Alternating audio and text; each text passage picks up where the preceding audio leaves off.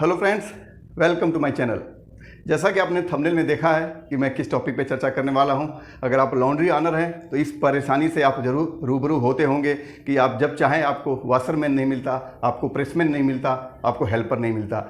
ये केवल किसी एक एरिया की परेशानी नहीं है, ये हमारे देश यानी पूरे भारत की परेशानी है कि स्टाफ की कमी हमेशा बनी रहती है। या ये कहें कि laundry and dry cleaning business का ये ड्रॉबैक है तो अतिशयोक्ति नहीं होगी। तो ऐसा हमें क्या करना चाहिए तथा इसके क्या कारण हैं कि इस सेगमेंट में नए प्लेयर नहीं आना चाहते हैं। अगर आप गौर से समझें तो अगर आप MBA किया हुआ लड़का ढूंढते हैं एक तो आपको 100 मिल जाएंगे।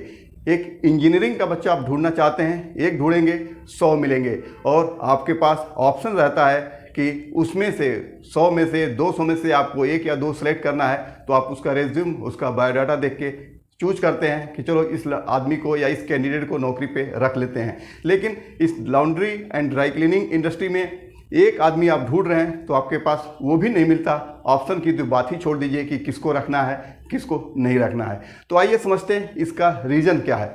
सबसे पहला रीज़न ये है कि इस फील्ड में नए प्लेयर यानी कि नई पीढ़ी आ नहीं रही है। यानी कि जो परंपरागत हमारे धोबी भाई हैं उनका ही बच्चा जो है वो इस काम को नहीं करना चाहता है। और ये मेरा व्यक्तिगत अनुभव है और कई लोगों से यानी कई जो पीढ़ी एक पूरी पीढ़ी यानी पूरा जीवन इस इंडस्ट्री में दे दिया है वो भी चाहता है कि मेरा बच्चा इस लाइन में न आए। इसका एक ही रीज़न है कि मनचाहा पैसा नहीं मिलता है। यानी कि अगर 15,000 की सैलरी वाशरमैन मांग रहा है तो लॉन्ड्री ऑनर 12,000 ही देना चाहता है, 10,000 ही देना चाहता है। और लॉन्ड्री ऑनर की भी मजबूरी है क्योंकि उसके पास कस्टमर से उस तरह का पैसा नहीं मिलता है जिससे कि वह मनचाहा पैसा अपने स्टाफ को दे पाए। तो यहाँ पे सुझाव यह है कि हमें कोशिश ये करना है कि हम अपनी प्राइस को किसी भी दशा में कम न करें। हर जगह महंगाई बढ़ रही है, हर प्रोडक्ट और सर्विस की महंगाई बढ़ रही है, प्राइस बढ़ रहे हैं। लेकिन हमारा जो सेगमेंट है इसका प्राइस काफ़ी टाइम से वही फिक्स है। अगर 150 रुपये में साड़ी ड्राई क्लीन हो रही है, पिछले 5 साल पहले भी लगभग यही प्राइस थी, आज भी यही प्राइस है। तो हम कैसे सर्वाइव करेंगे? तो दोस्तों मैं ये चाहूँगा कि हम सब के अंदर एक तरह की यूनिटी होनी चाहिए और हमें अपनी प्राइस को बढ़ाना चाहिए। एक बहुत मज़ेदार बात ये कह रहा हूँ कि अगर आपके शहर में 4 या 5 ड्राई क्लीनिंग की शॉप है तो उसमें एक बुद्धिजीवी अपने आप को समझेंगे और वो क्या करेंगे, किसी सर्विस का, किसी ड्राई क्लीनिंग प्रोडक्ट का अगर 50 रुपये चार्ज है एग्जाम्पल के रूप में, तो वो क्या करेंगे 40 रुपये कर देंगे। 40 रुपये तो उन्होंने कर दिया और उस वजह से उनके पास थोड़ा फुटफॉल भी यानी कस्टमर भी आ जाएंगे। लेकिन वो ये नहीं समझ पाते हैं कि अंतोगतः वो अपने ही पैर पे कुल्हाड़ी मार रहे हैं। यानी कि मार्केट की प्राइसिंग डिस्टर्ब करेंगे और अंत में 2-4 महीने बाद जब सीजन ख़त्म हो जाता है तो उनको भी स्टाफ की छटनी करनी पड़ती है कि भैया आज से मेरे यहाँ न आओ, अपना नंबर दे दो और जब काम आएगा हम आपको बुला लेंगे। जब वो बुलाने जाते हैं तो वो स्टाफ उनको मिलता नहीं है। पता चलता है कि वो कहीं और काम कर रहा है, वो या अपने गांव चला गया है, अपना खेती बाड़ी कर रहा है और दोबारा वो आना नहीं चाहता है। तो दोस्तों हमें अपनी प्राइस को इंक्रीज़ करना है, किसी भी दशा में प्राइस को घटाना नहीं है। अगर आपके शहर में कोई ऐसा व्यक्ति इस तरह का काम कर रहा है तो बाकी लोगों को जाके उससे मिलना चाहिए, उसको समझाना चाहिए कि मार्केट की स्ट्रेटजी, मार्केट की प्राइस को क्यों आप डिस्टर्ब कर रहे हो।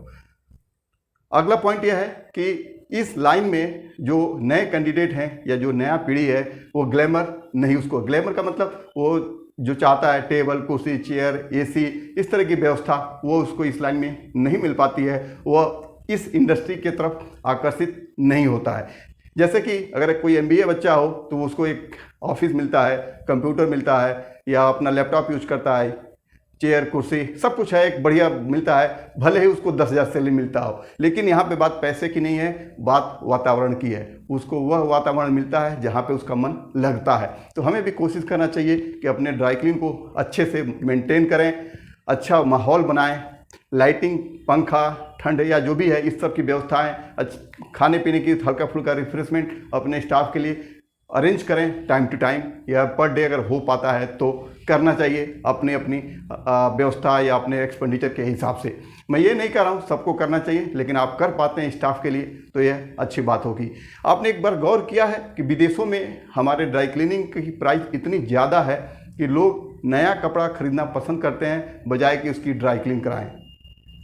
जो शहर हैं, बड़े शहर हैं, या कुछ आजकल छोटे शहरों में भी आपने देखा होगा, गली के चौराहे पे, नुक्कड़ पे, ठेले पे ढेर सारे कपड़े सेल में 200 रुपये की एक शर्ट, 300 रुपये की एक शर्ट बिक रही है। अगर आप उस कपड़े की क्वालिटी देखें तो इतनी फाइन क्वालिटी की है कि 300 या 200 रुपये में उसकी सिलाई नहीं हो पाती है।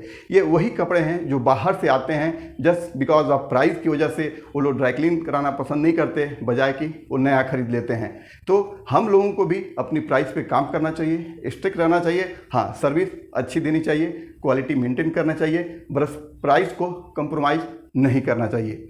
एक बात और इसमें आती है कि जो हमारे स्टाफ लोग हैं इस लाइन के, वो इतने फ्लक्चुएट होते हैं कि क्या कहा जाए। यानी कि अगर कोई 10,000 रुपये पे हमारे यहाँ काम कर रहा है, कोई आके उसको 10,500 रुपये का ऑफर करेगा तो वह बिना बताए छुट्टी कर देगा, यानी भाग जाएगा, चला जाएगा कि नहीं ये मैं कुछ काम आ गया है, झूठ बोल के चला जाएगा और ज़रा भी नहीं सोचेगा कि मैं पिछले यहाँ 4 साल से काम कर रहा हूँ, अगर मैं अचानक यहाँ से छोड़ के चला जाऊँगा तो इनको परेशानी हो सकती है।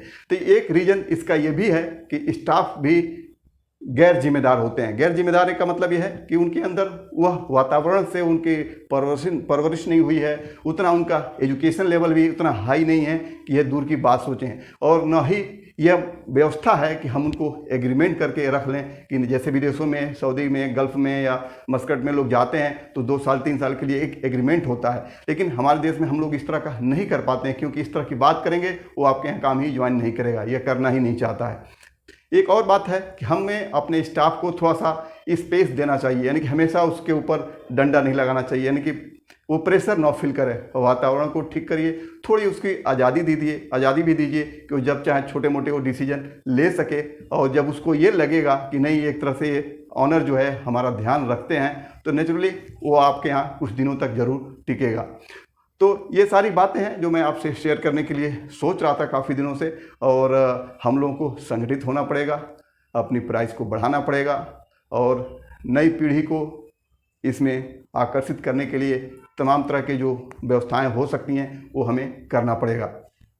तथा एक चीज़ ये भी है कि आप कोशिश करिए जहाँ पे आपके ड्राई क्लीनिंग की शॉप है वहाँ पे के आसपास के जो बेरोजगार लड़के हों उनको बुलाइए, उनको सिखाइए, थोड़ा बहुत सैलरी भी दीजिए, और ये बताते हुए कि सीख जाओगे तो ये हम सैलरी आपको दे पाएंगे, तो ये भी अच्छा रहेगा। और दूसरा एक सबसे बड़ा ड्रॉबैक है, साउथ में तो मैंने देखा है कई जगह कि आजकल महिलाएँ भी इस फील्ड में आ रही हैं, तो आप कोशिश करिए, पुरुष की अपेक्षा महिलाएं ज़्यादा स्थिर होती हैं। अगर आप किसी ज़रूरतमंद महिला को यह काम अपने लेवल पे अपने यहाँ रख के सिखाते हैं, समझाते हैं, अगर वो सीख जाएगी तो पुरुष के अपेक्षा वो महिला ज़्यादा जिम्मेदारी से आपके यहाँ काम करेगी और वो स्थायीपन उसके अंदर ज़्यादा होगा।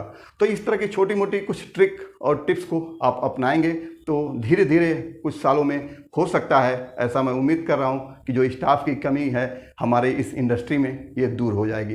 कुछ इस तरह के सुझाव आपके पास हों तो ज़रूर बताइएगा, और यह वीडियो अच्छा लगा हो तो लाइक बटन ज़रूर दबाइए, और इसी तरह के यूजफुल वीडियो देखने के लिए आप मेरे चैनल को सब्सक्राइब कर सकते हैं। आपने इस वीडियो को पूरा देखा, इसके लिए बहुत बहुत धन्यवाद।